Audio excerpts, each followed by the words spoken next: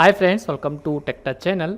Today I am going to show you in this video how to fix printer error code 0x00000bc4 after upgrades Windows 11 PC. So before I start the video, please subscribe my channel for more video. Guys, if you are also facing this error, then I will show you how to fix this problem. First of all, you have to go edit policy. You can see here edit group policy. Open this option.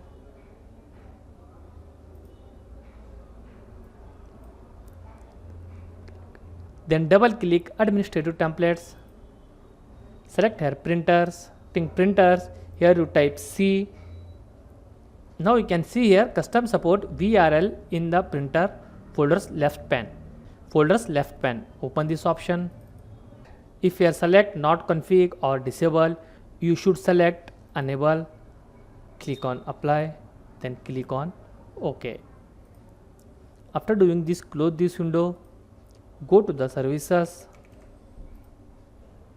right click on print spoiler, click on properties, select here automatic on startup type, then click on apply. After doing this, once you restart your PC or laptop, fixed your problem. So in this way you fix this problem. Thanks for watching friends. Hope like this video. If you like this video, please like, share and don't forget to subscribe my channel.